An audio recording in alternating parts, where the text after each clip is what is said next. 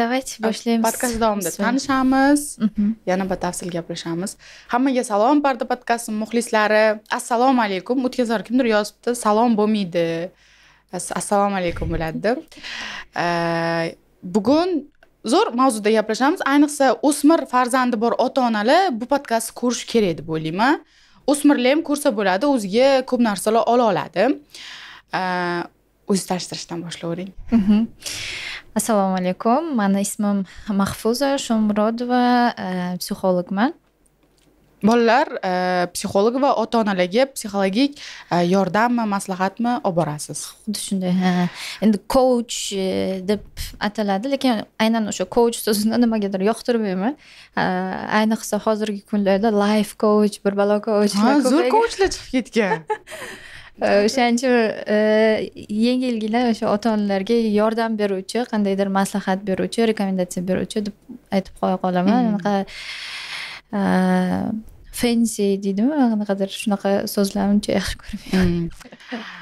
O'zi coach so'zi ham yaqin-yaqinda ommalashdi-da. To'g'ri. Odamlarga qanaqa yashash kerakligini o'rgatayotganlar desam, men shunaqa o'ylayman. Coach bo'lyapti. Shunaqa. O'zini shunaqa ko'rsatadi. Qanday yashash kerak, qanday siz xato yashayapsiz. Biznesni qanday anaqa qilish kerak, biznes coachlar ham ko'payib ketgan, motivatorlar, shunaqa.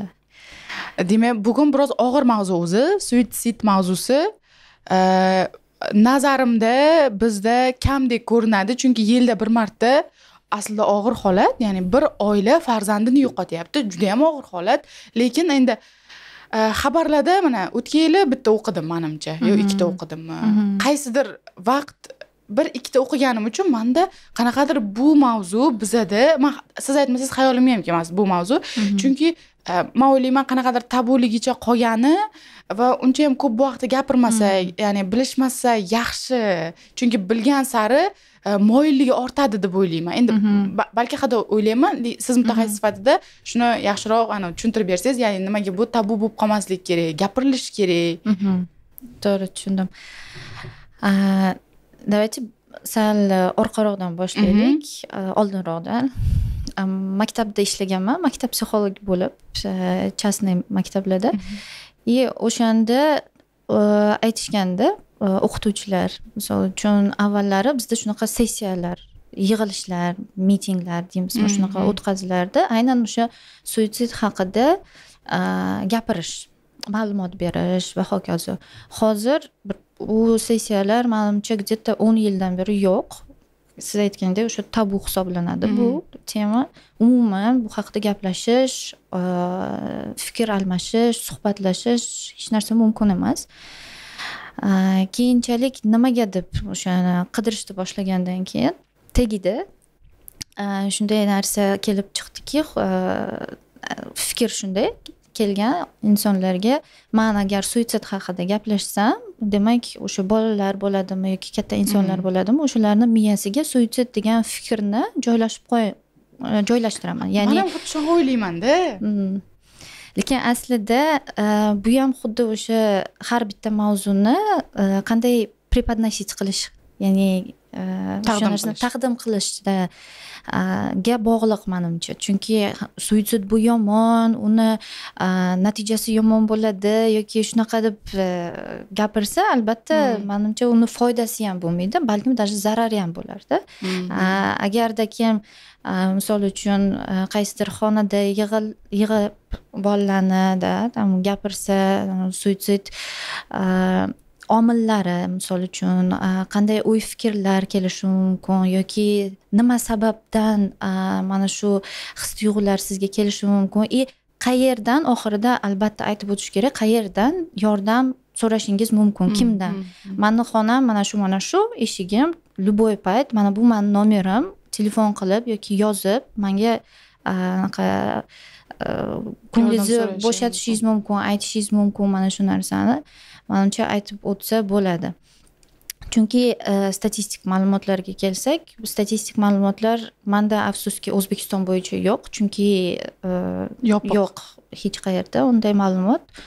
O'shaning uchun WHO o'sha butun jahon sog'liqni saqlash tashkilotidan olingan dalillar va unga qaraganda aynan o'sha suitsid qilishdan oldin 6 oy ichida o'sha inson katta bo'ladimi kichkina bo'ladimi yordam so'rar ekan. Ya'ni psixologga borgan bo'lishi mumkin, o'qituvchisiga borgan bo'lishi mumkin yoki shu ma'lumotlarga ko'ra qandaydir o'sha hattoki poliklinikasiga ham chiqqanda yordam so'rab. Ya'ni doimiy ravishda ularda o'sha baribir ikkilanish bo'ladi. O'lim yoki yashash orasidagi o'sha ikkilanish. Nimaga ko'pincha sabablariga o'tsak-da, suitsid qilishni xohlashmaydi. Aslida shunchaki dard va og'riq chidamsiz darajada bo'lib ketishi mumkin va shu sababli ular mana shu qadamga kelishadi. Hozir o'smirlar haqida gaplashyapmiz. Men ham o'smir bo'lib yashaganman. To'g'ri, men hozir birov hissiyotlarini kamsitmoqchi emasman. Ya'ni sani anaqa hissiyotlaring bu arzimagan demoqchi emasman. Lekin men ham o'sha yoki meni ukam yaqinda o'tdi bu davrdan, o'ziga yarasha o'zi yo tushunadi yo tushunmaydi, qandaydir hissiyotlarni kechiradi, lekin baribir u katta odam emas, qandaydir baribir aqli bor, biladi u nima kechiryapti, qanaqa og'riq bu, baribir uni o'zi yaxshi biladi va qanaqa aytsam endi buni, va qanday hissiyotlarki u, men o'zim uncha ham yaxshi eslolmayman, balki sevgi, muhabbat ham birinchi muhabbat bo'lishi mumkin. Hozir bu narsalar menga anaqa ko'rinadi, qanaqadir arzimagandek ko'rinadi. Men aynan o'zimni birov emas. Voy, jinni bo'lgan ekanman, ahmoq bo'lgan ekanman deyman, lekin o'sha davrda bu qiyin edi. Lekin va yana qanday bunday og'riqlar bor ulardan? Nomi bormi og'riqlarni? Menimcha his-tuyg'ular har xil bo'lishi mumkin. Kechinmalar, muammolar va hokazo. Lekin eng tagida o'sha asosiysi menimcha siz ishonadigan va o'sha his-tuyg'ularingizni, o'y-fikr xayollaringizni bo'lishadigan inson atrofingizda yo'qligi. Aynan siz ishonsangiz, o'sha insonga ochilsangiz, siz uni 100% bilsangiz, u sizni misol uchun hukm qilmaydi yoki navarot sen o'zing vinovatsan demaydi, sizni o'zgartirishga, fikrlashingizni o'zgartirishga harakat qilmaydi, prosta oldingizda turadi, sizni quloq soladi va qo'ldan kelgancha podдержка qiladi. O'sha inson yo'qligi bu eng katta menimcha minuslardan biri bo'lsa kerak. Va hozirgi kunni oladigan bo'lsak, afsuski shunchalik bir bilmadim, yashash og'ir bo'lyaptimi yoki boshqami? Balki stress ko'p. Ota-onalarning afsuski vaqti bolaga juda ham kam ajratilyapti. Hattoki mana bu statistik ma'lumotlarni yana olsak, UNICEF danilari tadqiqoti bo'yicha shunday deyilganki, 62% adashmasam ota-onalar aytganki, tarbiya jihatidan shu bolamni uraman deganda, jismoniy 62% bolasini uradi. Men ham tayyorib katta bo'lganman taka. To'g'ri, lekin nima deydi, bu baribir tarbiya jihatidan qilinadigan narsa emas-da. Tushundim. Baribir bitta reels ko'rgandim Instagramda. O'zi psixolog emas, unaqa emas-da, komik, stand-up komikda. Ingliz tilida endi aytyapti, o'zbekchada aytaman. Nimaga biz doim o'sha bolalarni urish haqida muhokama qilamiz? Nimaga biz yoshi katta insonlarni, starichok yoki buvilarni urish haqida misol uchun muhokama qilmaymiz, suhbat qurmaymiz? Nimaga aynan bolalarni? Ya'ni aytmoqchiki, bolalarga ham xuddi boshqalar kabi qandaydir qarash kerak-da. His-tuyg'uga keladigan bo'lsak, prosta bunaqa qilmoqchiman. O'sha paytda o'smirlar paytida, o'smirlik paytida ular uchun o'sha his tuyg'ulari juda ham katta bo'lib ko'rinadi-da va mana shu muammo ham juda ham katta bo'lib ko'rinadi va bu muammoni ortida qanday yechim borligi umuman ko'rinmaydi ko'ziga.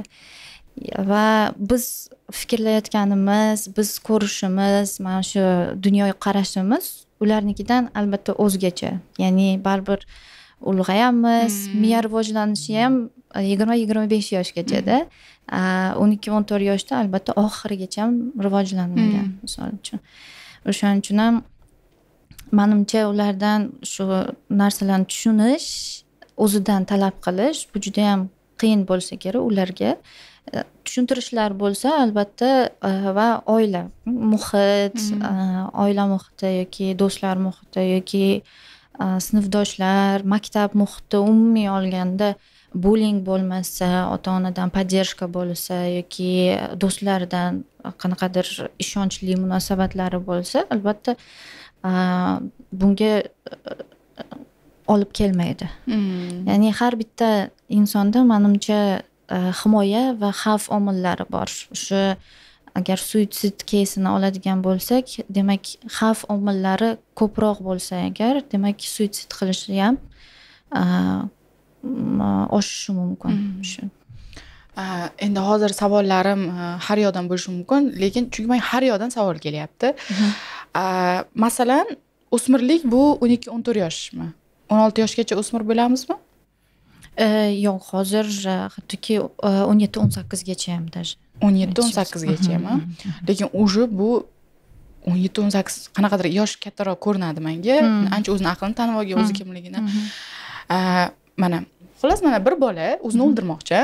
O'sha hissiyotlari unga juda ham katta ko'rinyapti va u yordam so'rashni ham bilmayapti va o'zi aslida masalan men bola bo'lsam ota-onamdan yordam so'rash qandaydir qo'rqinchli ko'rinadi yoki ota-onamga hissiyotlarim haqida qo'rqinchli ko'rinadi, chunki men bilaman, ular meni tushunmasligi haqida bilaman. Va ular meni hissiyotlarimni kamsitadi. Aniq bu narsada. Menimcha meni ko'rayotgan o'smirlar buni his qiladi. To'g'ri. Bizning jamiyatda 100% bu. Va men endi o'sha muammoyimni yecha olmayman, chunki menda muammo va uni yechishdagi menda hech qanaqa skill yo'q, qobiliyat yo'q, o'rgatilmagan menga. Men yolg'izman va men bo'ldi, всё, qanaqadir kimnidir sevib qoldim, lekin u men uni juda ham katta va yomon ish deb o'ylayman. Ya'ni qandaydir ish qildim, chunki menda xatoni, meni xato qilsam meni kechirishiga ishonchim komil emas, chunki menga hech kim sen xatolar orqali o'rganasan, xato qil, men seni kechiraman degan narsa yo'q. Hech kim aytmagan. Hech kim aytmagan. Va buni har bir mana shu o'smir O'zbekistondagi o'tkazadi. Mana shu narsa ham olib boradimi o'sha? Albatta. O'zini o'ldirish oddiy qilib aytganda. Albatta. Bu eng o'sha menimcha katta foizdagi xavf omili desak ham bo'ladi menimcha, chunki tasavvur qiling, umumanda yolg'iz bola hech kim bilan 100% biladi, uyga qaytsa agar albatta uni yoki haydab yuborishadi, yoki kechirishmaydi, yoki shu dunyo yo'qda, hamma narsani yo'qotdim. Xuddi bir katta insonlar bankrot bo'lgandan keyin suitsid qilishi mumkin-ku, misol uchun katta pul yutqazsa, u boshqacha ataladi, predikat holatidagi suitsid deyiladi. Misol uchun-da, shunda qanaqadir bir xabarni eshitdi, bordi o'zini osdi misol uchun-da, yoki tepadan tashladi. Bu predikat holatidagi suitsid. Men bu o'smirlar haqida gaplashsak, agar misol uchun yoki anaqa bo'lsa, uzoq vaqt davomida zo'ravonlikka uchrayotgan inson haqida gaplashsak, misol uchun, qandaydir bir jihatdan har xilda bolalar individual, ular uchun kim uchun nima zo'ravonlikligini hozir tushunish juda ham qiyin, chunki men bu gran очень juda ham tonki. O'shaning uchun yillar davomida, oylar davomida ular tayyorlanadi, chunki o'zini osgan bo'lsa ham o'sha o'smir da darrowgina shunda uni arqonni qanday bog'lash yoki qayerda, qachon, qaysi payt, uyda hech kim bo'lmagan payt, misol uchun plan, reja, qurol yoki boshqa uni o'zini qandaydir etaplari desak, tam qadamlari borda, baribir tayyorlanadi. Doimiy ravishda u qandaydir bir fikrda bo'ladi. Shuni qilaymi, qilmaymi, qilaymi. Ikkilanish doim bo'ladi. Ya'ni aytishadi-ku, misol uchun o'sha qaror qabul qilgan insonni qaytarish qiyin yoki iloji yo'q deb. Yo'q. Iloji bor va qaytarsa bo'ladi. Chunki ularda doimiy ravishda ular не то что o'lish, просто o'sha muammolardan qutulishni xohlashadi. O'lish u вообще unaqa emas-da, ular uchun birinchi nazariya yoki bir fikr emas. Faqatgina o'sha muammolardan qutulsam bo'ldi. Shuning uchun поддержка bo'lsa, menimcha sразу qaytarsa bo'ladi. Endi mana har kim ham o'zini o'ldirishga jasorati yetmaydi-da. Bu juda ham men o'ylayman, hatto qarang, bizda o'zini o'ldirgan odamni ham ketida nima deydi? Qanaqadir uni aybdor qiladi-da. Juda ham bir oson gap bilan aytishadi, hozir nomi esimga kelmayapti-yu, lekin juda ham o'sha o'lgan odamni ham aybdor qiladi. Tushundim sizni. Tushundingiz-a? Lekin men bu odam kuchsiz, irodasiz, shunaqa deb ayblashadi. Lekin u bunga juda ham katta kuch va jasorat topgan bo'ladi aslida. Mana qarang, hamma shu ishni qilmaydi, lekin ayrim bolalar shu ishni qiladi. Ularning psixologiyasi qanaqa bo'ladi? Ya'ni yoshligida qanchalik bola buning uchun mana o'zini o'ldirayotgan bola, bilmadim, uni psixologiyasi qanaqa bo'lishi kerak deb o'ylayman. Ya'ni ota-ona unga shunchalik travma berganmi, bilmadim. Balki do'stlar shunchalik travma bergan. Chunki bu masalan 100 tadan 10 kishi shu ishni qilyapti va 90 kishi shunchaki aytishi mumkin, lekin qilmaydi. Va aniq bilaman, bu yerda 10 va 90 kishining orasidagi psixologiya boshqacha ishlaydi. Endi meni nazarimda. Tushundim. To'g'ri. O'sha xavf omillari haqida gaplashdik-ku. O'sha xavf omillariga kirgizadigan narsamiz ota-onani bolasiga nisbatan qandaydir bir o'sha siz aytgan skills yo'qligi, tarbiyalash yoki u bilan gaplashish, muloqot qilish, kuning qanday o'tdi deb so'rash, hattoki nechta baho olding, nechta 5 olding emas, nima qiziqarli bo'ldi bugun maktabda misol uchun. Nima da qiynalding yoki qayerda kim bilan urushding misol uchun. Ayblashlarsiz, mana shu anaqa xuddi bir tasavvur qilish kerak, menimcha oldingizda bir katta inson turibdi. Katta bo'lmasa ham, xo'p, o'zingizni do'stingiz o'tiribdi. Va o'sha bilan muloqot qilyapsiz shunchaki-da. Ya'ni men bu yerdaman, sen men bu yerda degan narsa emas-da. Qandaydir bizda shunaqa ko'rinishda, afsuski, men yaxshiroq bilaman, sendan opitim juda ham katta. Sen hech narsani bilmaysan va hokazo. Tushunarli, albatta, lekin siz o'tgan qadamlarni baribir u ham o'zicha o'tishi kerak-da. Bolaga biz qandaydir bu bizni собственность-da, bizani narsamizdek qaraymiz-da. Aslida u alohida lичность, alohida inson, alohida uni o'zini hayoti, o'zini fikri, qarashlari, dunyo qarashi, o'zini yo'li boshqa-da. Yo'q, shunchalik kontrol qilishni yaxshi ko'ramizki, bu kontroldan ham bolalar anaqa bo'lib ketishi mumkin-da, nima deydi, siqilib ketishi mumkin va yo'l ko'ra olmasdan mana shu yo'lni tanlashi mumkin. Ota-ona mana tarbiya deyamiz yuqorida 62% masalan ota-ona bolani tarbiyani urush deb o'ylar ekan. Siz nafaqat shu jamiyatda o'sgan odam, psixolog, umuman inson sifatida, ona sifatida qanday tarbiya berish kerak deb o'ylaysiz? Ya'ni tarbiya o'z ichiga nimalarni olish kerak deb o'ylaysiz? Juda в точку savol deydi-ku. Menimcha, bilasizmi, bizda hech kim o'rgatmaydi-da bu narsani. O'sha yo'l qoidalari, qonunlari bor-da, bunda ham nimanidir qilish mumkin, nimanidir qilish mumkin emas degan qonun qoidalar bor. Lekin bu haqida afsuski hech kim bizga yoshligimizdan mana shu narsani o'rgatmaganligi sababli menimcha bizda ham shu narsa yo'q hozirda. Как будто вот kruг qaytariladi, zamknutый krugga o'xshaganda. Biz nimani ko'rgan bo'lsak, biz ham o'sha narsani patternda qaytaraveramiz. Lekin afsuski hozirda o'sha rivojlanayotgan davrda bolalar nafaqat ota-onadan tarbiya olyapti-da, hozir o'sha hattoki Instagramda ham ko'rib o'sha narsadan o'ziga vывод qanaqadir xulosalar chiqaryapti. Menda unaqa emas degan narsa shakllanyapti уже. Biz ularni ramkaga tiqolmayapmiz. Avvalgidek-da, xuddi bizani tiqqanlaridek. Shuning uchun menimcha birinchi eng asosiy qoida men uchun yolg'on gapirmaslik. Bu yolg'on gapirish bizani menimcha qonimizda hattoki singib ketganki, hozir kelaman deydi, ketadi misol uchun-da. Bu o'sha 0 yoshdan boshlab bolaga rostini gapirishni xohlardim. Ota-onalarni hop qanchalik qiyin bo'lmasa ham, qanchalik isterika bo'ladimi, boshqa bo'ladimi, lekin baribir bolaga yolg'on umuman gapirmaslik kerak. Chunki baribir ishonchni sindiradigan birinchi narsa mana shu. Yolg'on gapirish bolalarga. Yolg'on gapiramiz ko'pincha o'zimizni o'ylagan holda-da. Kattalar o'zini o'ylaydi. Mani nervim tinchroq yolg'on gapirsam agar, shu orqali men bolamni asrayman deb o'ylashadi. Lekin bu ozgina xato fikr deb o'ylayman va mayli o'sha rostini aytavering, sizga ham qiyin bo'lsin, bolaga, lekin bolalar juda tez qilishadi-da, qabul qilishlari oson. Masalan, siz umuman ona sifatida men mana shu 62% odamni oqlashga urinayman-da. Ha, tushundim. Men shu haqida gapirmoqchi edim. Uzr. Bo'ldim. O'sha men ham siz bilan birgaman.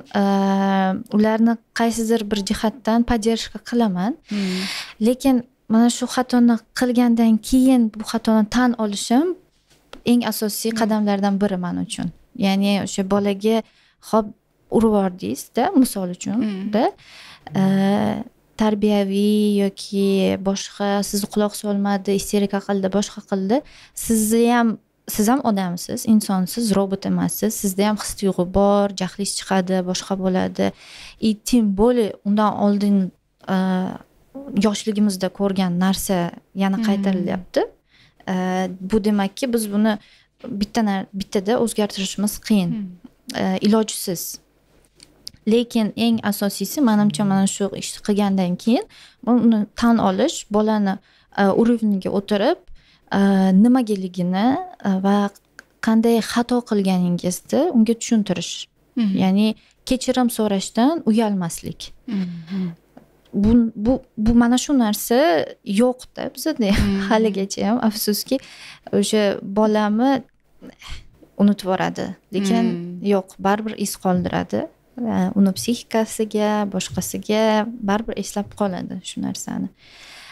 O'zi eslamasa ham tana eslab qoladi. Va ota-ona kechirim so'rashdan hech qachon uyalmaslik kerak. Albatta. Uyalmaylik, kechirim so'raylik.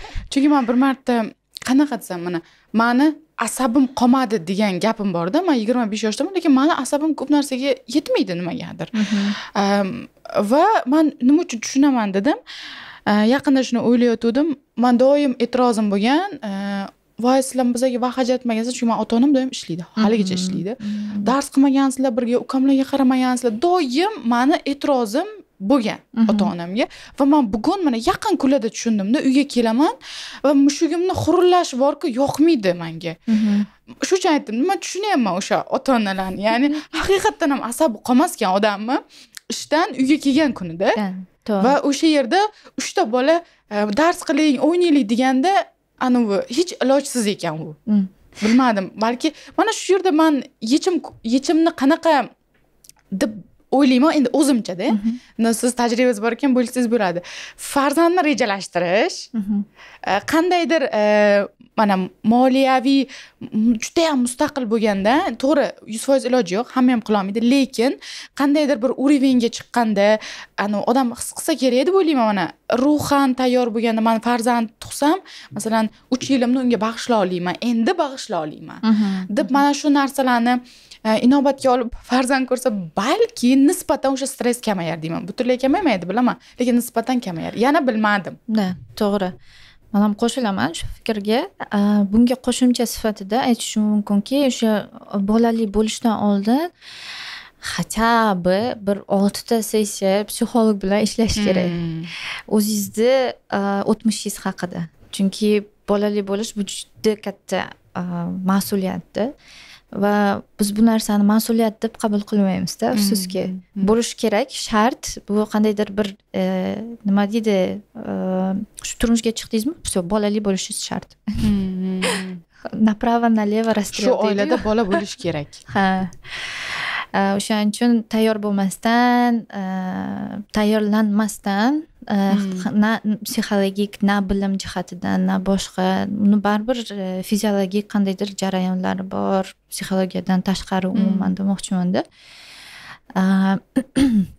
O'shaning uchun ozgina bo'lsa ham o'tmish haqida ham bir gaplashib, qandaydir bir o'zingiz ustingizda ham ishlab, keyinchalik bolali bo'lsangiz undan ham yaxshi.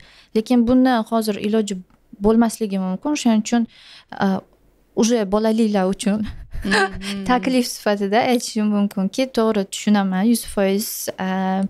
O'zim ham ishlayman, ikkita bola uyda, keyin uy ishlari, ro'zg'or, u yoq bu yoq, balans topish juda ham qiyin. Tim более psixologlar menimcha kuzatayotgan bo'lsalar tushunishlari mumkin. Psixologning ishi juda ham qiyin-da, to'g'risi. Emotsional выгорание deydi, boshqa deydi. Tim более mana bunaqa keyslar, suitsid yoki boshqa bo'lsa, o'zingizga kelish juda ham qiyin bo'lishi mumkin-da. Shunda nima qilsa bo'ladi-da. Misol uchun o'sha qandaydir kichkina bolalar uchun ko'p narsa kerak emas-da o'zi. Ular bilan o'tirib har kuni yarim soat, 1 soat o'ynab yoki gaplashib, ular bilan dars qilishingiz shart degan joyi yo'q. Shunchaki хотя бы 10-15 minut, daqiqa ular bilan nimadir qilish. Misol uchun o'sha maktabga yo'lakay bo'ladimi yoki boshqa bo'ladimi? Shu birga qandaydir qo'shiq aytish yoki birga nimadir muhokama qilish, qandaydir kichkina bo'lsa ham ritual, по дороге maktabga kofe olishdan, bilmayman, shirinlik olish, magazin kirish yoki qaytayotganda magazin kirish, misol uchunda nimadir qandaydir kichkina ritual, qachonki faqatgina o'sha bolangiz bilan birgalikda vaqtingiz va har doim qaytariladigan bir narsa. Demak, o'sha paytda lekin na telefon, na boshqa narsada, televizor, xayolingiz, fikringiz 100% shu bolangizga qaratilgan bo'lishi kerak. Chunki bola shu narsani his qiladi. Men kerakliman, menga diqqat, o'sha e'tibor ajratilyapti, yetarlicha. Men uchun yetarli mana shu o'rinda. Asosan men sizga qanaqa nimalarda murojaat qilishadi? O'zi hech ota-ona farzandini olib keladimi psixologga? Da. Bilasizmi, o'zi rostini aytganda alohida qandaydir bolalar psixologiyasi, psixologiya degan professiya bizda, misol uchun O'zbekistonda mana shu diplomni berishmaydi. Unaqa diplom yoki fakultet yo'q.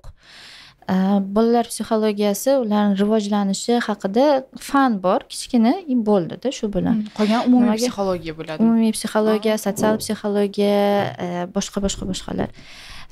Men aynan mana shu yo'nalishni nimaga tanladim? Chunki ko'pchilik kattalar bilan ishlayotgan paytda o'zimni sinaganman. Misol uchun kollej, keyin universitet bilan ishlaganman, keyin kattalar bilan ham ishlaganman. Har bitta etapda baribir neseryozni qarash bor-da, ozgina o'ziga keladigan bo'lsak. Ota-onalar misol uchun bolalarini olib keladi, ozgina mas'uliyat sezishadi. O'sha paytdan foydalangan holda albatta yarim soat misol uchun ota-ona bilan gaplashaman, ularni tuzatishga грубо говоря harakat qilaman.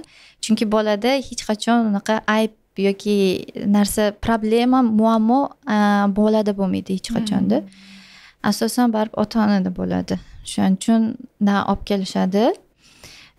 Aytaman, ham bolangiz bilan shug'ullanaman, lekin bola bilan asosan rasm chizamiz, diqqat, e'tibor, misol uchun mana shunaqa ishlarni qilsak, rekomendatsiya asosan ota-onalar uchun bo'ladi.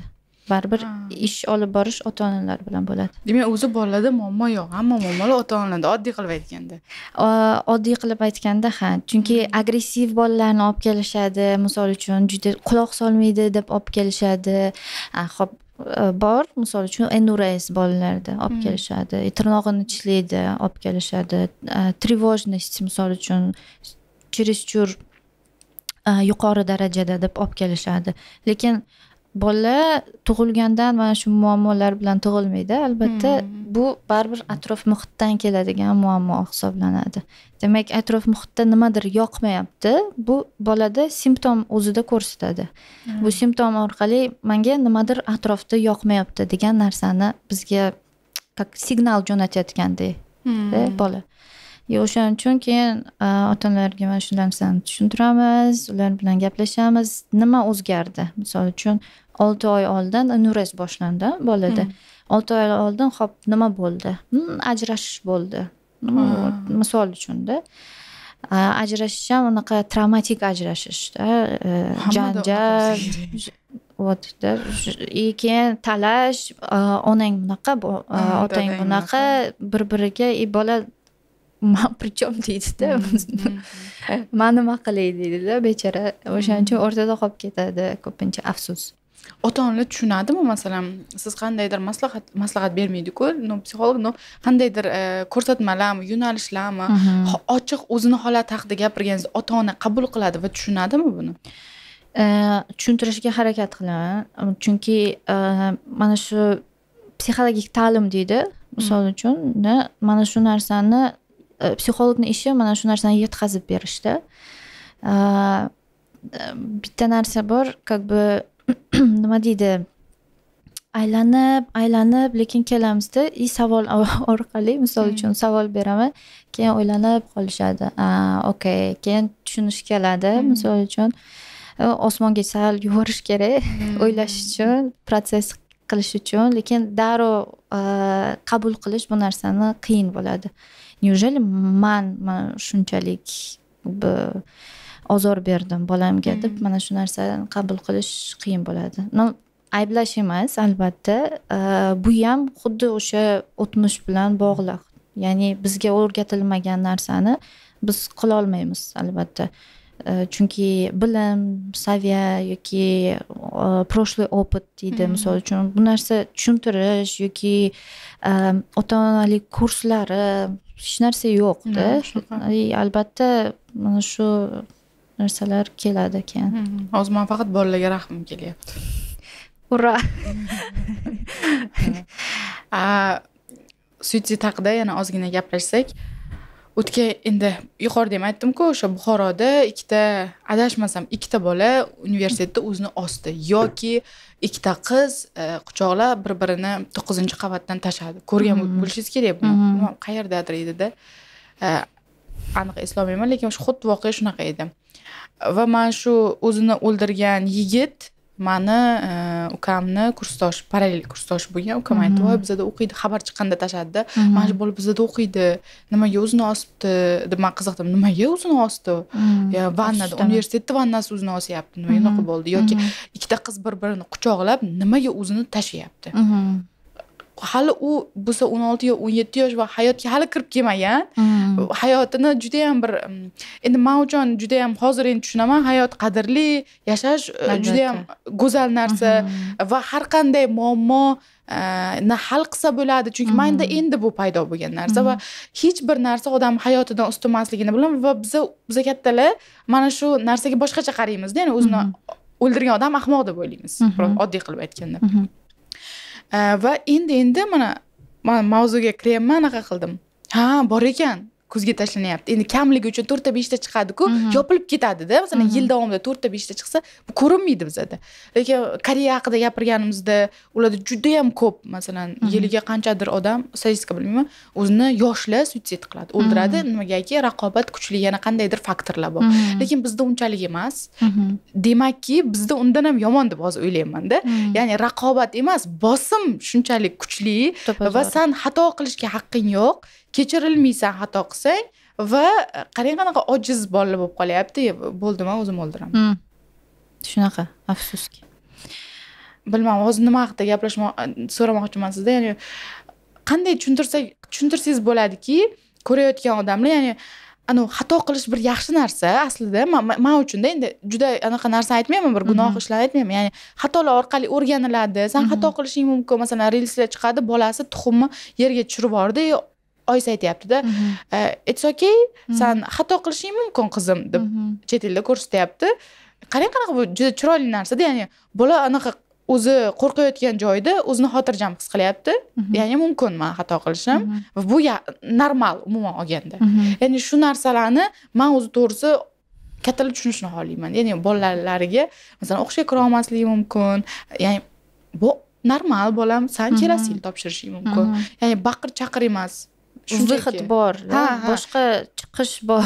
Shunaqa, ya'ni ota-ona qandaydir bir yo'lboshchi bo'lsa-da, nabarot farzandiga ko'rsatsa, sanda yoki qanday rivojlantirish bo'ladi, masalan, muammo va uni yechimi. Mana shu narsalar qanaqa bolada rivojlantirish mumkin? Ota-onalar uchun podkast bo'lyapti hozir. Shu menimcha ko'p hayotlarni qutqaradigan, menimcha mana shu narsa bo'lsa kerak. Ota-ona bilan bola o'rtasidagi munosabatlar, yaxshi ishonch bilan qurilgan munosabatlarda eng asosiysi menimcha bolaga yolg'on gapirmaslik, o'sha birinchisi. Ikkinchisi uni hukm qilmaslik, urushmaslikka harakat qilish, yonida bo'lib tushunishga harakat qilish. O'sha bola shunchalik sizga ishonsinki, baribir uyga borsam hozir menga baqirishmaydi, urushmaydi. Xo'p, daj baqirishsa ham keyin kelib o'sha tushuntirish yoki qabul qilish, meni borligimcha qabul qilishadi. Ya'ni meni o'zgartirishga harakat qilishmaydi. Qandaydir o'zlarini misol uchun yoshliklarida bo'lmagan ishni menga tazyiq orqali sen balerina bo'lasan deb misol uchun uqtirishmaydi. Yoki misol bitta Dead Poets Society bitta film bor, kino bor, agar ko'rgan bo'lsangiz. O'sha yerda misol uchun bitta yolg'iz farzandi bo'ladi-da, misol uchun o'sha ota-onani bitta o'g'li bo'ladi, maktabga bergan bo'ladi. Lekin oila shunchalik puli kamki, daromadi juda ham past va lekin qimmat maktabga qo'ygan bolasini. Butun umidi, butun o'sha kelajagi o'sha bola bilan bog'langan. O'sha otani misol uchunda. Lekin shunchalik bir qat'iy bir judayam bir bosim o'tkazadigan otaki, bir qadam chiqish mumkin emasda. Bolani orzusi aktyor bo'lish bo'ladi. Aktyor bo'lmaysan hech qachon, hamma baholarim 5, bitta spektaklga qatnashsam ham desa ham bola yo'q deydi-da, ota qarshilik ko'rsatadi. Lekin baribir bola boradi, qatnashadi, xursand bo'ladi, hamma u bilan misol uchun osmonlarga ko'tarib, "Nil, sen молодец, zo'r o'ynading", shunaqa his-tuyg'u bilan o'tirgan bo'ladi-da, otasi kirib keladi. Otasi kirib kelgan paytda qo'lidan ushlab olib ketadi-da, "Sen hech qachon boshqa maktabga bormaysan, o'sha kollejga bormaysan, sen medik bo'lasan va bo'ldi, tochka, nuqta." Keyin bola shu narsaga chidolmasdan o'zini otadi. Ya'ni aytmoqchi bo'lganim, baribir urushish yoki tanqid qilish yoki yolg'on gapirish u bir taraf, lekin mana bu ayniqsa bosim, menimcha bu judayam katta rol o'ynasa kerak.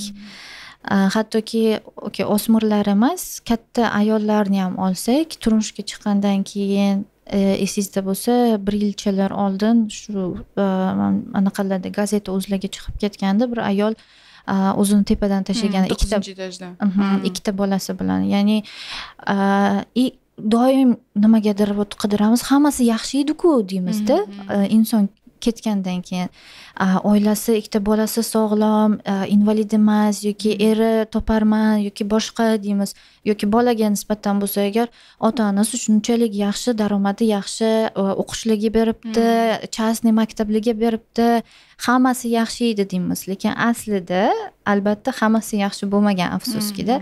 Nimadir kam bo'lgan yoki ko'p bo'lgan yoki baribir nimadir muammo shunchalik bo'lganki mana shu darajagacha kelgan u insonda. Shu ayolni ham voqeasini hech kim bilmaydi, lekin hammasi yaxshi bo'lgan deyishadi, misol uchunda. Aslida lekin tadqiqotlar, hattoki bu osmondan olingan emas, tajribadan olingan emasda, tadqiqotlar ko'rsatadiki, baribir nimadir kelib chiqqan, o'sha следствие yoki boshqa orqali bilsak bo'ladiki, bu hech qachon jasorat yoki kuchsizlik yoki hech narsa emas. Shu faqatgina muammo yoki og'riq, o'sha qiynayotgan narsa to'xtalishini xohlash. Hozir tushunyapmanki, o'sha nimagadir odamlar bir-biriga qanaqadir nafaqat ota-ona farzandini, umuman biz o'zaro ham bir-birimizni qo'llab-quvvatlashimiz juda ham kam ekan. Yordam berishimiz do'stlar orasida ham, hatto eshitmaskanmiz ham qanaqadir bir-birimizni. Shuning uchun qaysidir nuqtada odam yolg'iz bo'lib qolar ekanmi? Endi men shunaqa tushunyapman bu narsani. Siz sezyapsizmi hozir, masalan, yoshlar juda ham ko'p aytadi va bekorga aytmasa kerak deyman. Stressdami, depressiyadami? Masalan, men qandaydir stresslar o'tkazsam va charchoq his qilsam aytaman.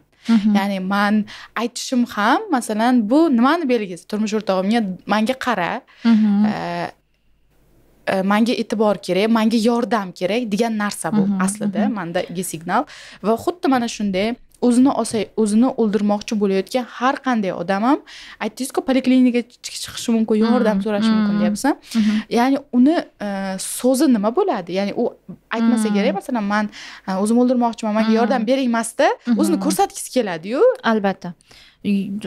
Yana bitta zo'r savol berdingiz. Aslida to'g'ri.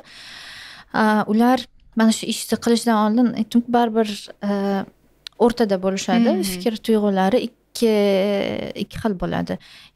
Qandaydir bir signallar jo'natishadi. Misol uchun, men bo'lmasam yaxshi bo'lardi, men bu hayotdan ketsam agar yaxshi bo'lardi. Misol uchun, keyin yaxshi ko'rgan narsalarini ko'pincha maktab yoshdagilar olib kelib o'rtoqlariga tarqatar ekan. Misol uchun-da, как бы xayrlashish maqsadida. Yoki avvallari qandaydir bezovtalanish bo'lsa agar kuzatilayotgan bo'lsa, to'satdan qandaydir bexavotirlik hissi, tinchlik, qandaydir hech kim bilan ishi yo'q-da bo'lishi. Bu nimani dalolat qilishi mumkin? Demak, bu insonda ham fikr, ham reja, hamma narsa bor, уже biladi qachon, qayerda va boshqa narsa, qandaydir o'zini svobodno his qiladi. Bu ham bir signal, krasniy flag deydi-ku, bu ham o'sha narsa. Bunga ham e'tibor qaratishimiz kerak. Kichkina signallardan biri odatiy bo'lib ketayotgan har kunlik ishlarini qilmay qolishi bo'lishi mumkin, yoki odatda har kun bir xil narsani takrorlardi, boshqacha bo'ldi hozir. Nimadir o'zgardi hayotida, misol uchun. Bu ham bir krasniy flag desak bo'ladi. Любой o'zgarish xatti-harakatida, gaplarida, fikrlarida, o'sha o'zini tutishida bu biz uchun albatta krasniy flag bo'lishi kerak. Demak, diqqatimizni qaratishimiz kerak. Qarang, agar maktab yoshida bo'lsa, agar u bola shunaqa qilayotgan bo'lsa, men o'ylayman, yaxshi ko'rgan narsalarni do'stlariga tarqatayotgan bo'lsa, bu yerda o'qituvchi sergak bo'lishi kerak ekan. O'qituvchini roli katta ekan bu yerda. Chunki bola ko'p vaqtini maktabda o'tkazadi-ku, ota-ona sezmay qolishi mumkin qayerdadir. Lekin maktab o'qituvchilari ham diqqatli bo'lishi talab etilar ekan. Albatta. Maktab o'qituvchilari albatta ularning ham zimmasida juda ko'p mas'uliyat, juda ko'p bolalar, hammani individual qarash juda ham qiyin. Anaqada masofkada yo'qolib ketishi ham hech gap emas o'sha bolalarni, misol uchun, lekin prosta tarqatishdan tashqari boshqa omillar ham bo'ladi demoqchiman-da.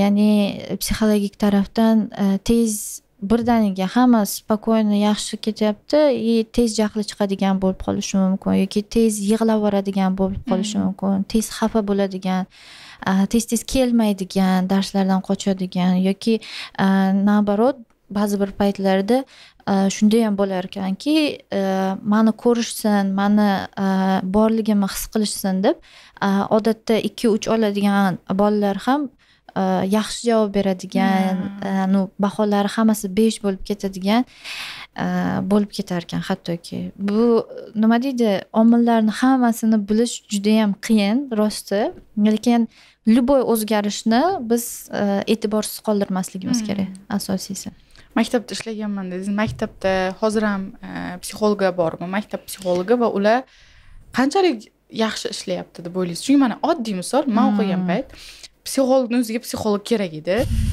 kirardi sinfga test tarqatardi hozir ham balki bu testni anaqa qilardi agar sizda qandaydir holat kechayotgan bo'lsada siz o'sha psixologga borsangiz borku u bilan o'zaro suhbatingizni butun maktab bilardi va shuning uchun men qanaqadir jiddiy olmayman maktab psixologini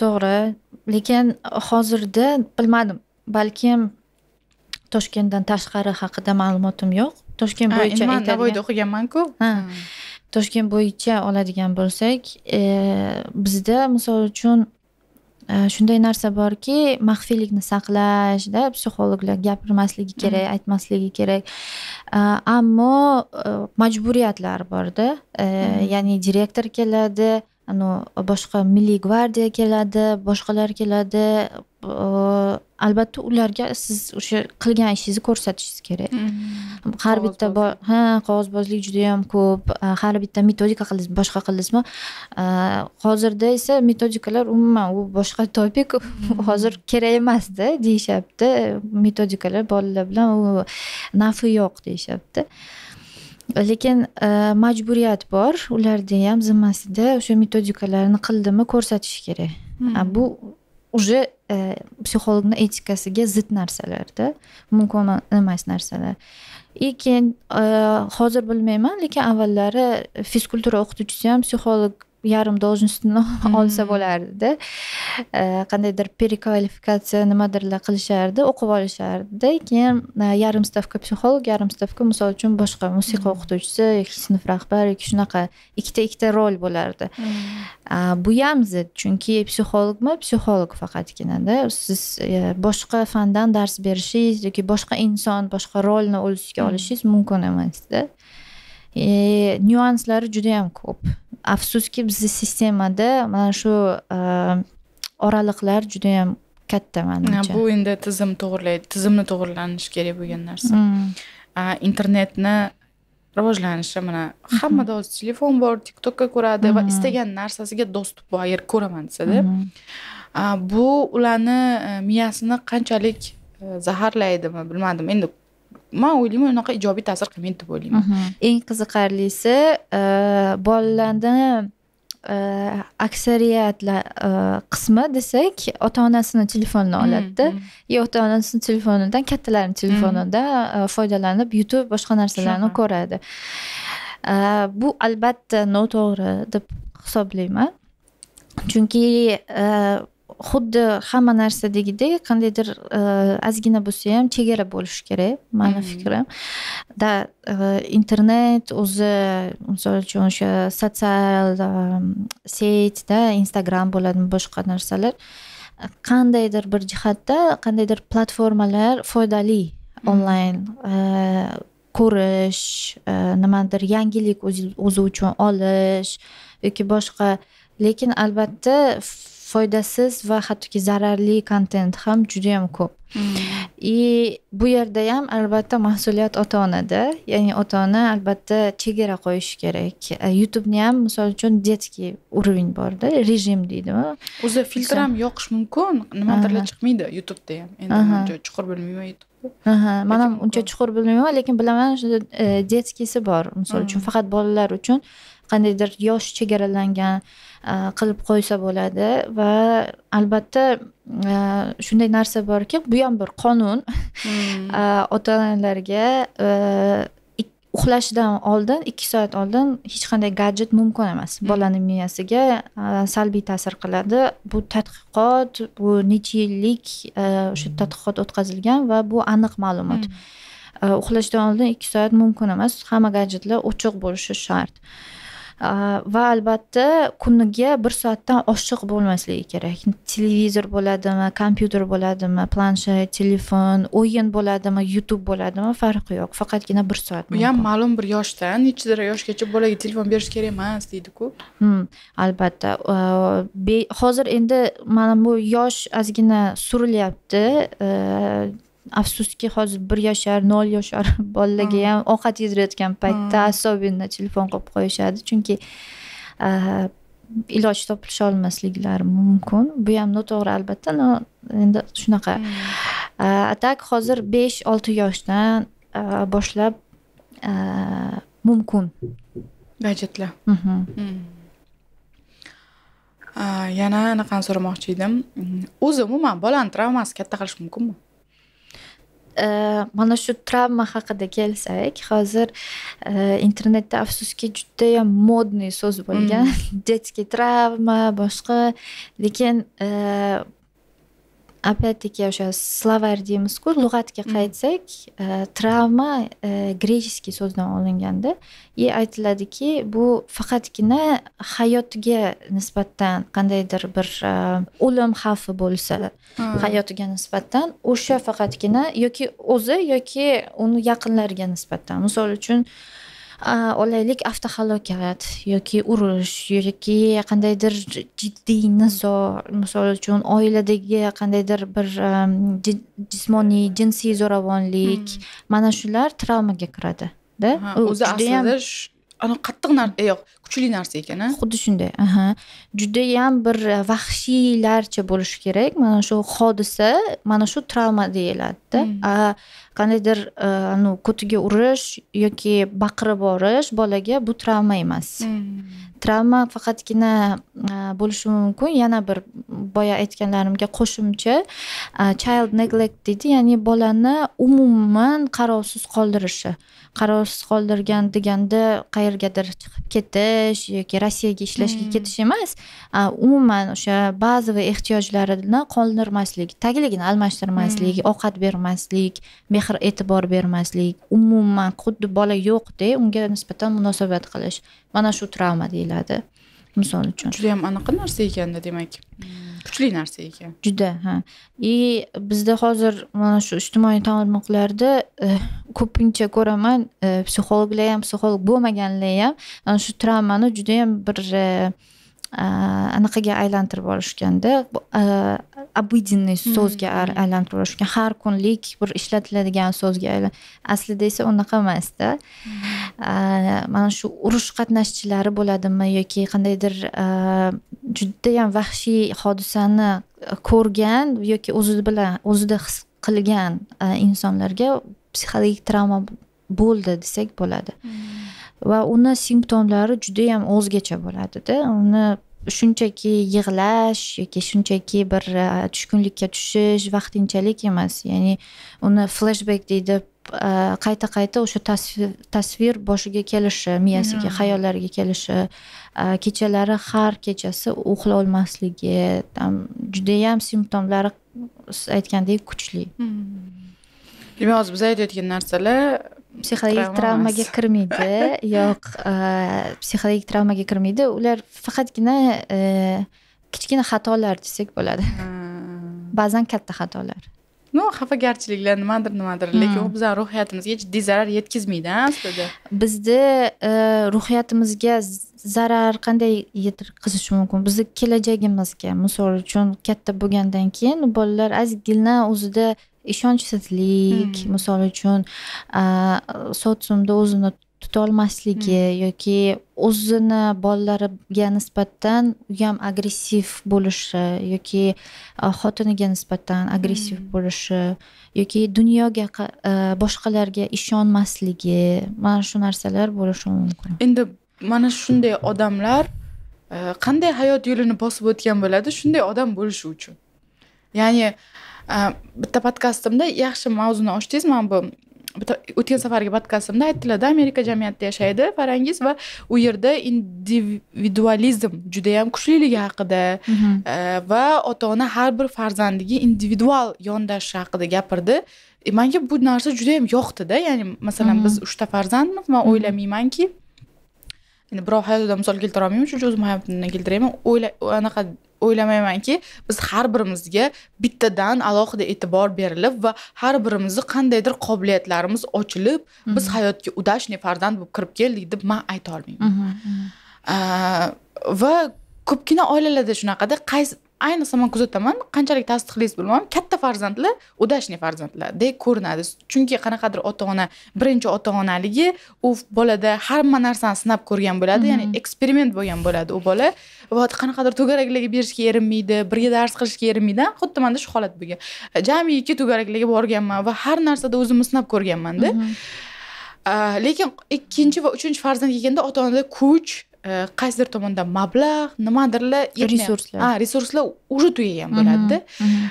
U yerda balans qila olmaydi va ana shu farzandlarni kelajakdagi hayotida qandaydir ta'sir bilinadi. Mana shu resurslar yo'qligi, yoshligidagi ta'sir men juda ham ko'raman-da bu narsalarni. Va biz rostdan ham individual yondasha olmaymizmi? Savolim. Va nima qilish kerak individual yondashish uchun? Ya'ni bolani hayotga mustahkamroq o'rnashib, qandaydir omadliroq, o'qimishliroq, yaxshi odam bo'lib kirib kelishi va maqsadlariga tezroq erishishi deymanmi? Bizda mana bu narsa bor-ku, mana va qiyinchilik ko'rish kerak. Qiyinchilik ko'rsa odam bo'lib ketadi. Yo'q, unaqa emas. Bola normalniy hayotga kirib kelishi uchun ota-ona nima qilish kerak? Da, to'g'ri aytdingiz. Mana shu so'z juda ham yoqmaydi deydi. Qanchalik ko'p qiyinchilik ko'rsa, shunchalik kashf qiladi o'zini, yaxshi bo'ladi. Lekin afsuski bu mubolag'a narsa, chunki qanchalik ko'p qiyinchilik ko'rgan bolalar kichkinaligida katta bo'lgandan keyin qanaqadir metafora orqali bo'lsa, unaqa treshinalar ko'p bo'ladi o'sha insonda. Shuning uchun nima deydi, puzzle sifatida ko'radigan bo'lsak, qanaqadir полный kartina bo'lmaydi-da. Bu yoqda fragment bor, bu yoqda fragment bor, полностью kartina bo'lmaydi u insonda. Keyin bitta o'zini yig'ish kerak bo'ladi u insonda. Sizni anaqa qanday qilsak bo'ladi individuallikda aytdingiz. Menimcha o'zligini o'zi qandaydir ko'rishi uchun, bilishi uchun ota-ona faqatgina oldida bo'lishi kerak bo'ladi menimcha deb o'ylayman. Shu xuddi odamiylik jihatdan kelib chiqqan holda shunchaki insonni qadriyatlarini, qarashlarini, bir fikrlarini o'z o'rniga qo'yishdi. Опять-таки yana o'sha mavzu kamsitmaslik.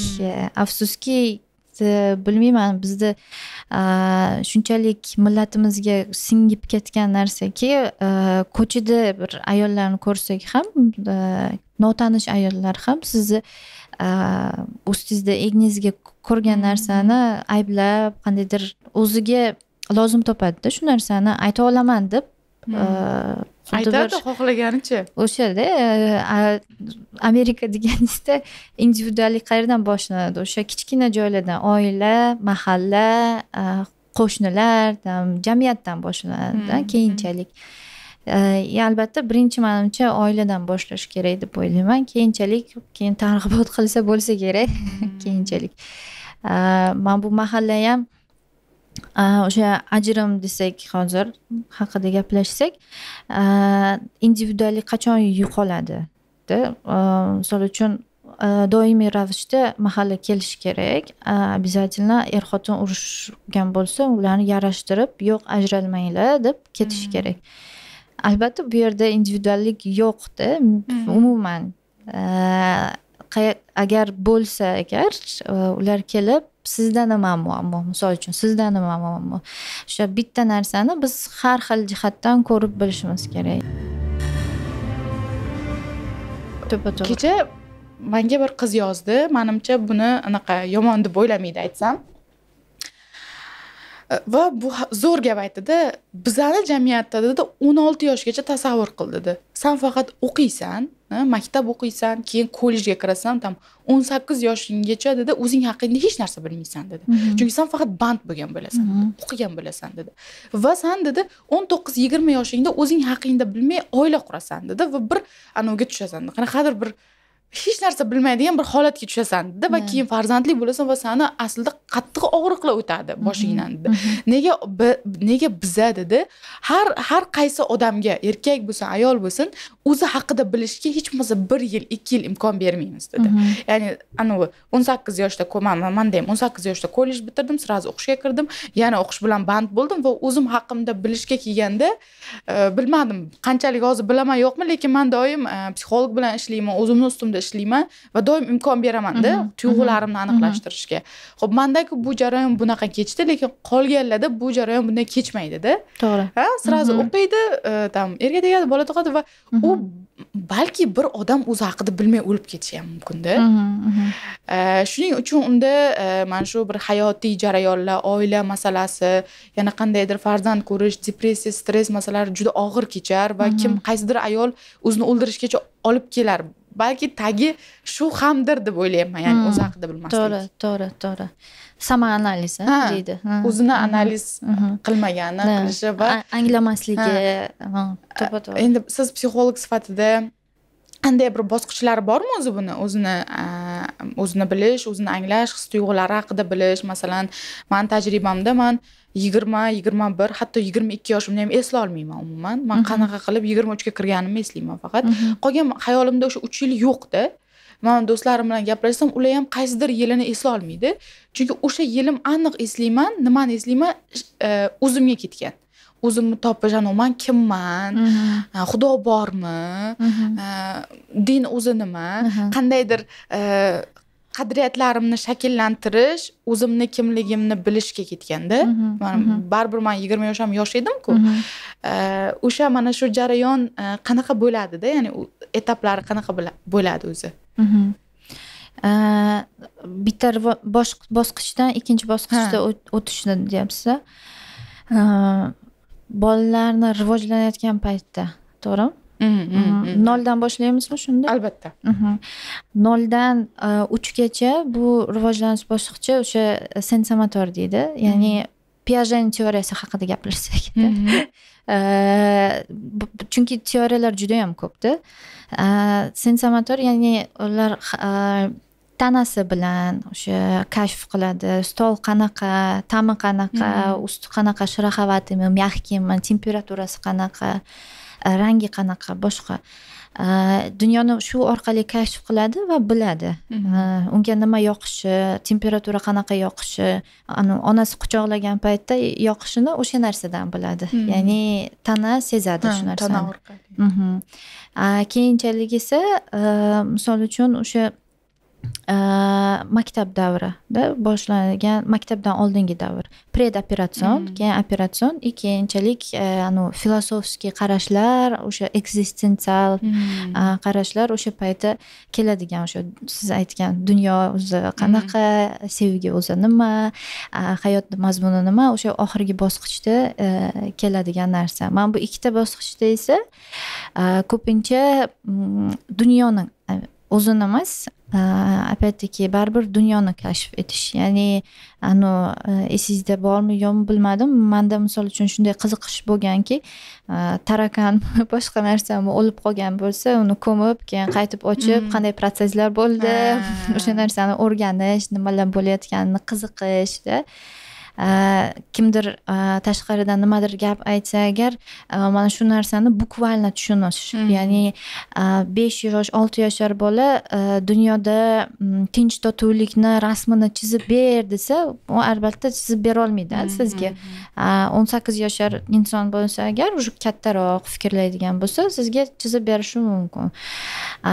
Mana shu farqlar bor demoqchiman. Bu ham atrof muhit, ham biologik rivojlanish. Ya'ni atrof muhitdan biz o'rganamiz. Atrof muhit deganda ota ona, bobo buvi, qo'shni, do'stlar, boshqalar. И biologik rivojlanish, ya'ni biologik bitta bosqichdan sразу ikkinchisiga sakra olmaymiz demoqchimanda. Baribir miya o'sish bosqichlari shunaqa. Bu jarayon istasa istamasa har kimda kechadigan tabiiy jarayon. Tabiiy jarayon, ha, xuddi shunday.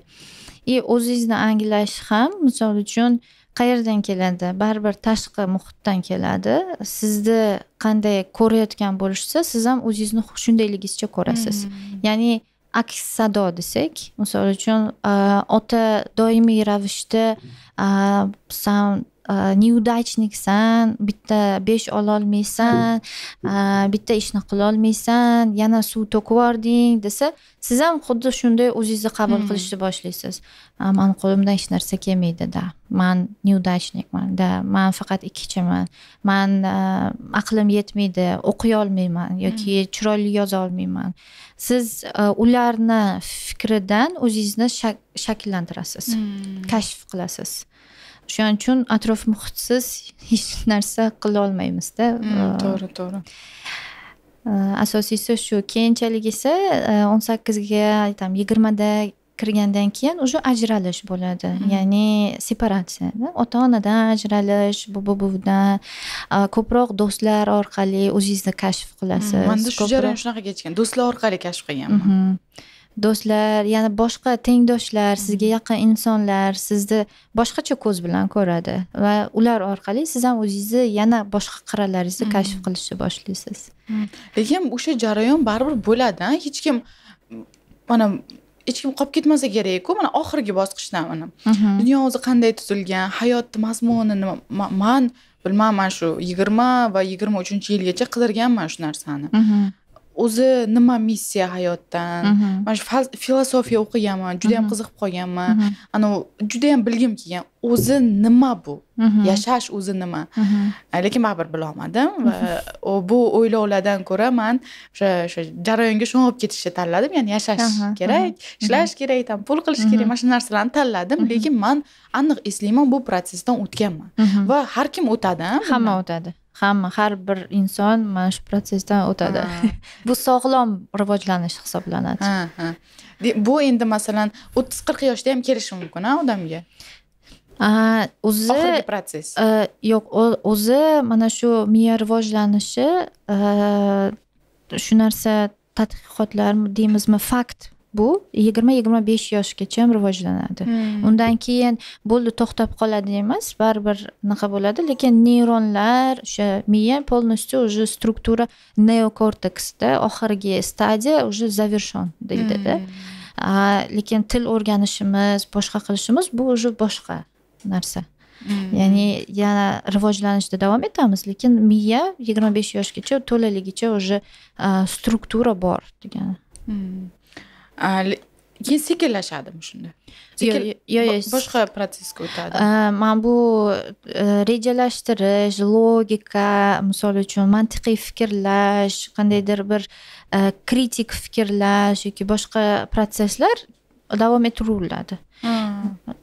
Yaxshi, normal davom ettiriladi. Lekin mana shu qiyin protsesslar desak, misol uchun 25 yoshgacha davom etar ekanda, rivojlanish. Ya'ni undan keyin ham davom etadi, естественно. Lekin mukammal shu yoshgacha. Mukammal shu yoshgacha. Tushundim. Tanqid haqida gaplashsak, nega ota-onani tanqidi yoki ota-ona tomonidan solishtirish bolaga juda katta bir og'riq beradi? Masalan, meni butun dunyo tanqid qilmaydimi, menga farqi yo'q. Lekin meni onam tanqid qilsa, menga yoqmaydi. Ya'ni men juda ham jahlim chiqadi bu narsadan. Qanaqadir раздражение. Hissiyotlarim bor-ku, yomon kechadi. Lekin kim tanqid qiladi-yu meni? Mendan masalan o'qimishli, ziyoli qandaydir odamlar tanqid, urvendagi odamlar tanqid qilsa, aytaman, bunaqa deyman. Sen qayerdan bilasan deyman, sen faqat aqlli bo'lib qolding. Shunaqa narsalar hayolimdan o'tadi-da. Uni gapi muhim ko'rinmaydi. Lekin aynan onam yo dadamdan men bo'lmasa separatsiya bo'lgan odamman-da, lekin boshqacha eshitaman bu narsani. Xuddi meni qo'limdan eshish kelmaydi, men hech kim emasman, men shunaqa eshitiladi qulog'imga. Menimcha ko'p farzandlarda shunaqa bo'lsa kerak deb o'ylayman. Ya'ni ota-onaning tanqidi ularga og'ir tegadi. men ham fikringizga qo'shilaman. Rostdan ham menimcha eng yaqin insonlarimizdan shu narsani eshitsak qabul qilish juda ham qiyin menimcha. Chunki u inson yaqin bizga-da. Yaqin insonlarimizdan o'rganganimiz o'sha ijobiy, misol uchun siz haqingizda qandaydir narsalarni aytishlarini va shu narsani kutamiz ulardan. Hattoki haqiqat bo'lsa ham yoki boshqa bo'lsa ham birinchi sizga o'sha kelgan narsani qabul qilish, darrov qabul qilish juda ham qiyin, oson kechmaydi menimcha. Va qandaydir etaplardan o'tish kerak bo'ladi, keyinchalik qabul qilsa bo'ladi menimcha. Chunki men o'ylayman-da, ota-onaning asosiy vazifasi farzandni qo'llab-quvvatlash deb o'ylayman. Ya'ni u boshqa hech narsa deyishi yo'q, qilish kerak emas. U faqat bolam sen zo'rsan, sen qila olasan, vau, senda hammasi o'xshaydi degan mana shunaqa so'zlar bilan qo'llab-quvvatlash kerak va hech qachon bolani solishtirish va tanqid qilish kerak emas deb o'ylayman. Chunki bola o'sha katta bo'lganda, mana hozirgi muhitimizda siz ham men ham bir raqobatlashamiz-ku hamma bilan, ishlashingiz kerak. O'zi shundoq ham bir hayot o'zi yetarlicha sizga tashvishlar tug'diradi va endi ota-ona esa bu narsalarni bir 100 barobar ko'paytirib yuboradi-da bu gaplari bilan. Shuning uchun aytaman, sizlar qiladigan ish faqat qo'llab-quvvatlash deb o'ylayman. Xavfsiz muhit. Shunaqa. Ota-ona doim qandaydir biz uchun xavfsiz muhit bo'lib qolishi kerak-da. Nima bo'lsa ham, oiladan tashqari, ota-onadan tashqari ko'chada nimadir bo'lsa ham, bola вообще inson katta bo'lsa ham bilish kerak va 100% amin bo'lish kerak. Uyga qaytganimda meni qabul qilishadi, qo'llab-quvvatlashadi. Nima qilgan bo'lsam ham meni kechirishadi. Shu narsa qandaydir siz uchun mana shu qandaydir qobiq deymizmi, qandaydir bir uy o'sha shunaqa bir muhitki sizni borligingizcha bilishlari. Hamma sekretlaringizni bilishadi, boshqa-da, misol uchun shu borligingizcha qabul qilishlari-da. Ertalab bir qiz blogida yozyapti-da, yo'lda ketyapman, bir ona yig'layotgan bolasini sudrab ketyapti. Og'zingni yop deb gapiryapti. Bola yum yig'layapti va militsiyani ko'rsatib, hozir men seni berib yuboraman anshu amakiga. Olib keting-da mana shu amaki deb militsiyaga militsiyaga shu narsa dialog bo'lyapti va militsiya kelib bolaga nimaga yig'layapsan, nima xohlayapsan deb gapiribdi-da. Ya'ni ha sen olib ketaman, qamab qo'yaman degan gap emas-da. Ya'ni chiroyli qilib bola bilan gaplashgan, bola birdan jim bo'lgan. Men o'zim ham hayron qoldim bu narsani o'qib. Keyin va bu holat ko'pda, onalar og'zingni yop, hozir berib yuboraman bir narsaga. Asobinda bilasizmi, qaysi bir o'g'il bolalar yig'lamaydi. Hissiyotlarini aniq qilish, yo'qqa chiqarish. Shunaqa ya'ni bo'ladi.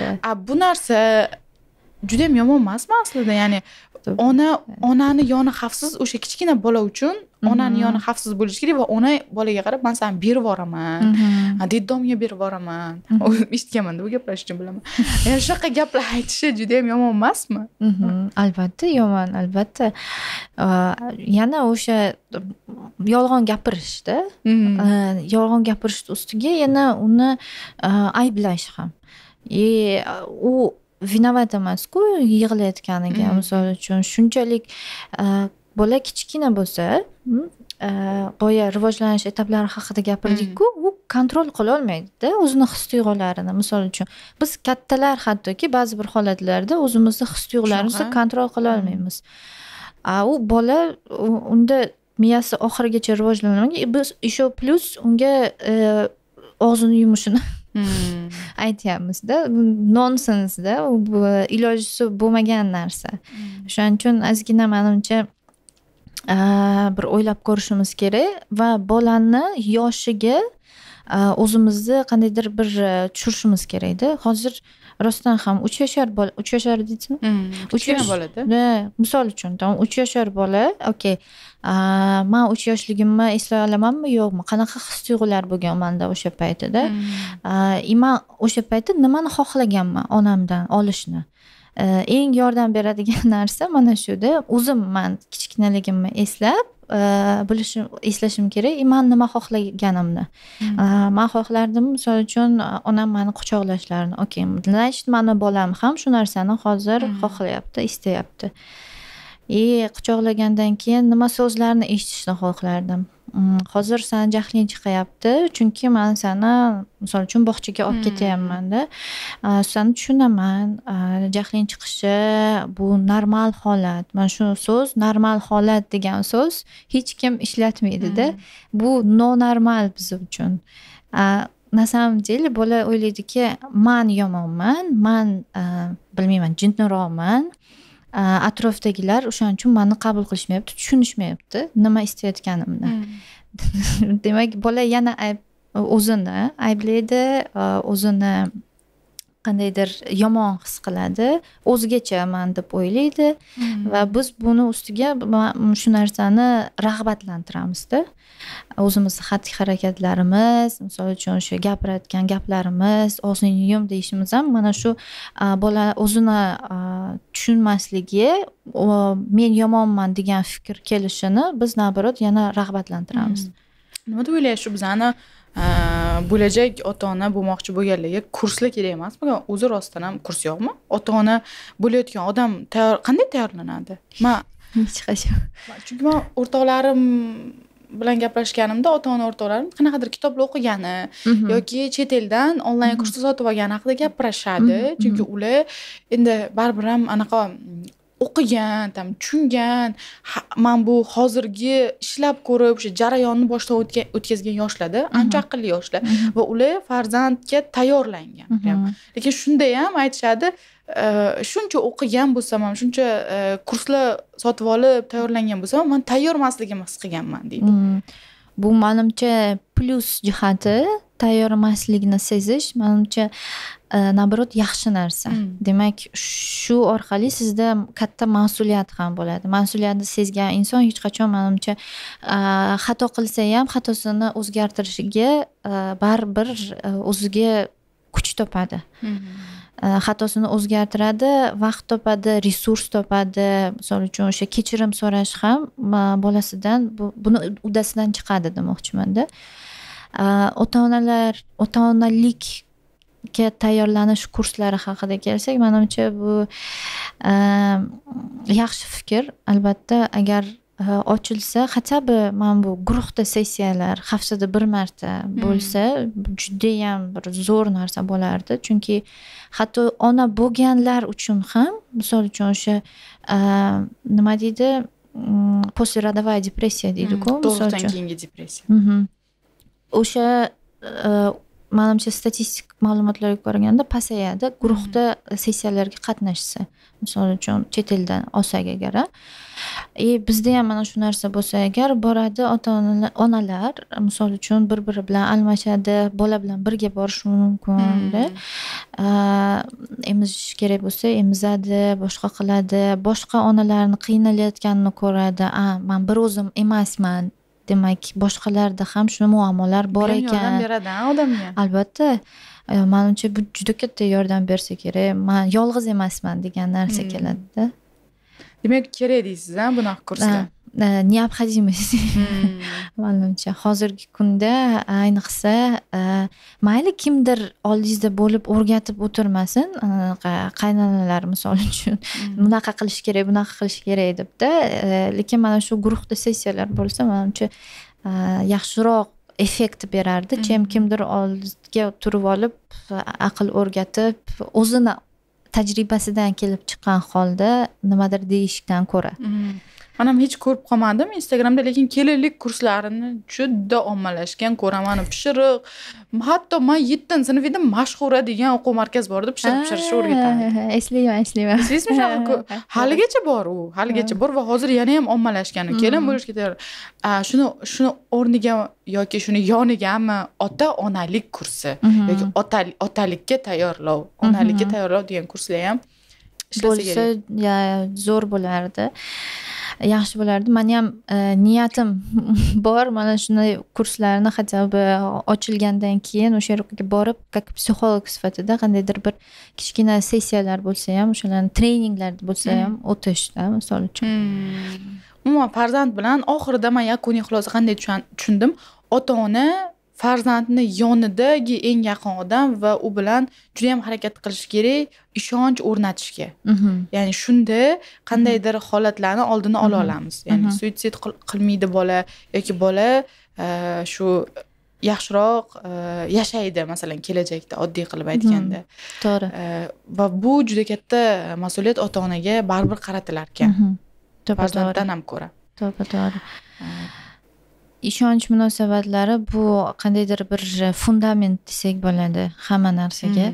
Shu bola ishonsa, oldingizga kelib ochilsa, hamma dardlarini aytsa, fikrlarini bemalol ayta olsa, siz dada mana bu yerda noto'g'ri ish qildingiz, mani noto'g'ri urishdingiz, men aybdor emas edim deb mana shu narsani ayta olishi, bu menimcha ota-onani eng katta yutug'i bo'lsa kerak. Menimcha bu narsadan nabrot faxrlanish kerak-da. Bizda esa bu nabrot betga chopar bo'lyapti, rusifat bo'lyapti. Boshqa narsalar misol uchun aytishadi-da darrov. Minus tarafini ko'rishadi sirazi.